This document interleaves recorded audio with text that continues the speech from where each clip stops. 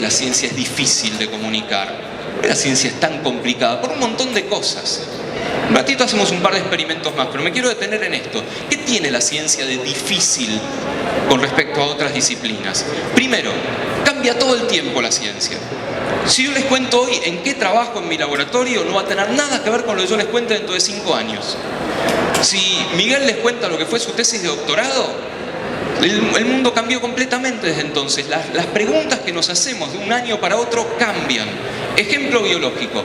Hay un concepto de biología que se llama apoptosis, que es cuando una célula se suicida, se manda a mudar. Dice, se acabó, adiós cuerpo cruel, me voy. Ejemplo, un feto, cuando está en la panza de la mamá, no puede hacer esto. ¿Por qué? Porque en el medio de los dedos tiene piel. En algún momento el feto tiene que mirar y decir, che, ¿yo qué era? ¿Un pato o un bebé? Ah, era un bebé, estas células están de más, se tienen que morir, tienen que sufrir apoptosis. El fenómeno de apoptosis se conoce desde 1995 más o menos, antes no se sabía, con lo cual la historia cambió de un año para otro. Segunda hipótesis es ¿por qué la ciencia es difícil? ¿Por qué es difícil? Porque es para genios. Minga, ¿sí? No es para genios, lo que pasa es que a los científicos nos gusta hablar en difícil.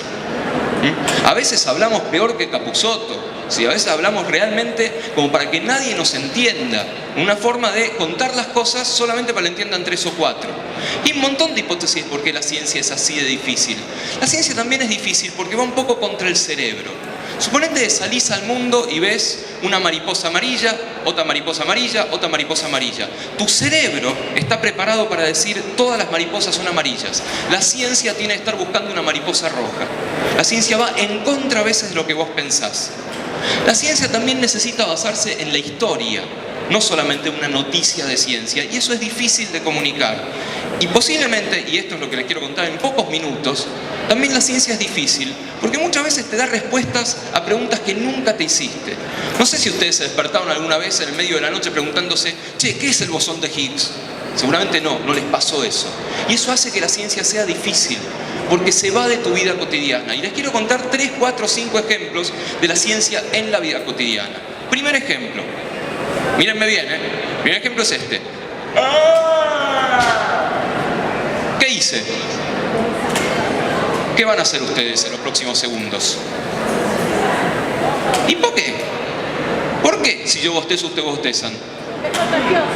Eso me estás describiendo el fenómeno, ya dijo es contagioso. Es lo mismo decir es contagioso que si yo bostezo, ustedes bostezan. La pregunta es ¿por qué? ¿Y cómo demostrarlo? ¿Alguna idea? Una pregunta antes, ¿por qué bostezamos? ¿Por qué bosteza la gente? ¿Pues tiene sueño? No siempre, no necesariamente. Yo acabo de bostezar y ustedes ahora van a bostezar y no van a tener sueño. Con lo cual no es una hipótesis muy adecuada. ¿Qué más? ¿Por qué bostezás? ¿Cómo? El virus del bostezo. Eso es para verificar por qué es contagioso. Pero la primera pregunta de por qué bostezás la dejamos en suspenso. Segunda pregunta, ¿por qué es contagioso? ¿Por qué hay un virus que contagia? ¿Por qué ahora ustedes van a tener ganas de bostezar? Yo les podía traer un perro acá que bostezara y se iban a contagiar y el perro se iba a contagiar de ustedes. Yo podía haber puesto la palabra, no, viste, si vas a bostezar te vas al fondo. Yo podía haber puesto la palabra bostezo acá o podía haber puesto el audio de un bostezo y se iban a contagiar. ¿Por qué? ¿Por qué una pregunta tan pava? ¿No la puede responder la ciencia?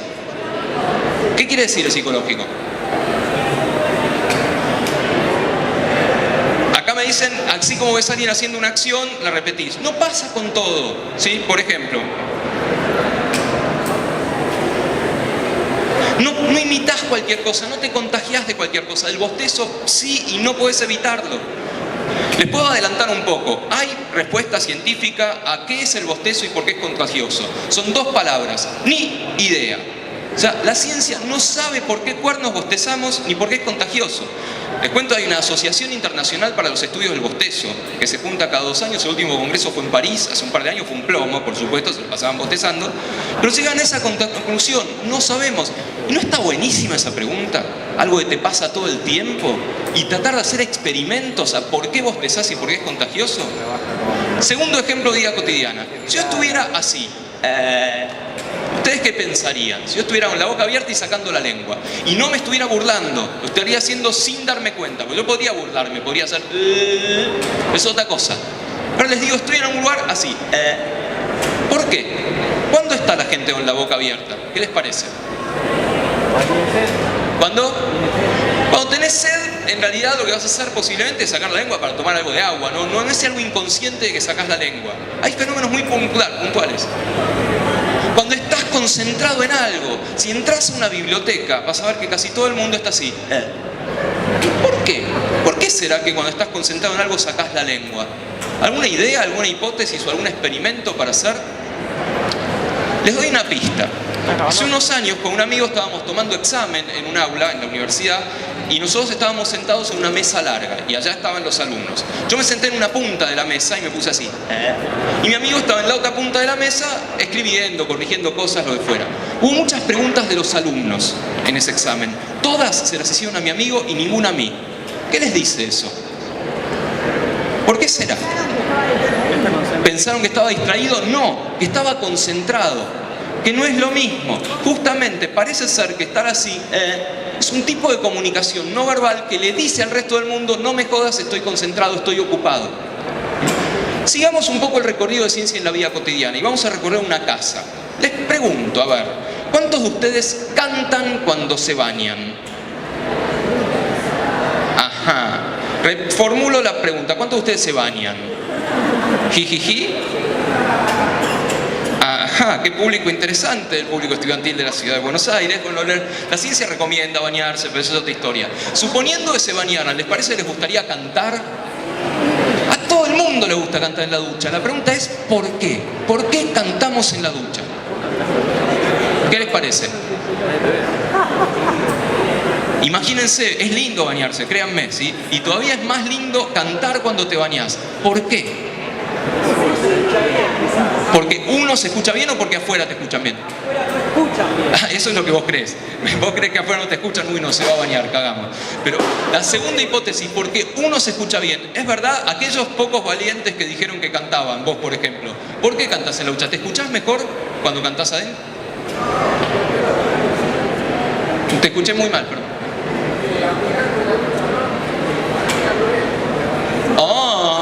Bueno, perdón. Bueno, parece que las opiniones están divididas. Pero algo pasa para que específicamente en el baño se cante. Vos no cantás en el dormitorio, en la cocina, en el patio. Algo pasa para que te escuches mejor. ¿Qué será? ¿Qué tendrá de diferente el baño con respecto a otros ambientes de la casa? ¿Qué les parece? ¿Y por qué rebota el sonido en el baño?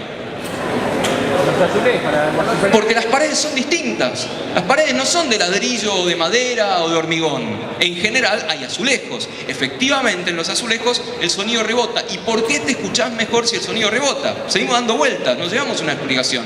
¿Por qué si el sonido rebota te escuchás mejor? ¿Por qué? No, acá dicen porque chocan las ondas y se amplifican. No necesariamente. Se modifican más o menos. En realidad pasan dos cosas. Primero, supongamos que nosotros somos un coro. ¿Sí? Acá hay, no sé, 100 personas cantando en un coro y hay dos que cantan como el orto. ¿Los escuchamos a esos dos o van a perderse en el resto? Se pierden en el resto. En el baño pasa eso. Las ondas rebotan, están más tiempo y si la pifiás, si calás, se promedia con las otras ondas y no las escuchás tanto. Además, el baño es lo que se conoce como una cámara de reverberancia. ¿Qué quiere decir eso? Que no todas las notas suenan iguales. Las notas más graves suenan más fuerte y uno canta peor cuando canta más agudo. Por eso se escucha mejor uno en el baño que en otros ambientes de la casa. No podría ser otras hipótesis, será por el agua, será por el agua caliente. Hay que hacer experimentos. Hay que cantar sin agua o con agua fría, a ver qué es lo que pasa. Sigamos en el baño. Mañana cuando se levanten, ya sé que no se bañan, pero supongo que se lavan la cara, ¿sí? Entonces van y se lavan la cara y miren al coso ese que los mira desde el espejo y lleven una regla. Y míranle la cara al coso que los mira del espejo y su cara. Lo dejo en suspenso, así se bañan por una vez, ¿sí? Si van y se lavan. Van a llevarse una gran sorpresa cuando midan el coso y midan su cara. Seguimos recorriendo la casa y vamos al jardín ahora para ver qué ciencia cotidiana hay. Yo tengo un patio en mi casa y después de la primavera o en verano se me llena de babosas que las detesto, con lo cual uno de mis placeres favoritos es tirarle sal, vean que está buenísimo, bien de biólogo, ¿sí? Pero era un poco cruento esto de tirarle sal. Entonces me contaron una vez que las babosas son recontra borrachas. son súper kurdas.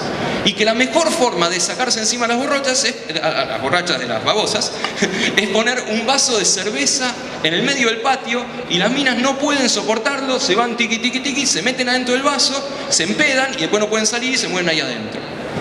No puede ser. Yo pensé, no puede ser que tantos siglos de evolución nos den como resultado babosas borrachas. Hice el experimento y funcionó. Puse un vaso de cerveza y había 10 babosas ahí adentro. No puede ser. ¿Alguna explicación, alguna idea o algún contraexperimento de qué está pasando ahí en mi jardín? ¿Por qué las babosas van a la cerveza? ¿Evolucionaron para chupar cerveza? ¿Qué podrá ser? ¿Hay algo del alcohol o de la cerveza? No es lo mismo. La cerveza no es solo alcohol. No es solo alcohol la cerveza. ¿Qué más es la cerveza? Levadura, hongos, comida. Y eso es lo que quieren las babosas. Con lo cual, al día siguiente, ¿qué hice? Puse un vaso con una solución de levadura, la misma que se usa para hacer pan. Cuando haces pan, disolvés un cachito de levadura. Y lo mismo, a la mañana siguiente, un montón de babosas ahí, lo cual yo estaba feliz, como corresponde, y mis hijos más todavía, ¿sí? Hay un montón de ciencia en tu casa esperando a que vos la vayas a ver. Y por último, hay un montón de ciencia en tu cuerpo. Nosotros somos ciencia. Nosotros podemos, por ejemplo, medir el crecimiento de las uñas. De hecho, hay un paper famoso, clásico, que se llama El crecimiento de las uñas, 35 años de observación. ¿Se imaginan lo que hizo el ñato este? Se pasó 35 años mirando esto. ¿Y cómo lo hizo? Dibujó una rayita en la base de la uña y midió cuánto tiempo pasaba esa rayita, un marcador, en llegar a la punta del dedo. Distancia sobre tiempo es velocidad. Qué pavada, ¿no? Y para eso gastan los impuestos los científicos, para medir esto. Es una pavada. Es una pavada medir el crecimiento de una parte del cuerpo. Es una pavada saber que las uñas crecen igual en las manos que en los pies, o en las dos manos, en hombres y en mujeres. De ninguna manera. Y eso está a tu alcance. En cualquier momento vos podés hacer eso. Hay un montón de ciencia escondida en tu cuerpo, vamos a tratar de descubrirla.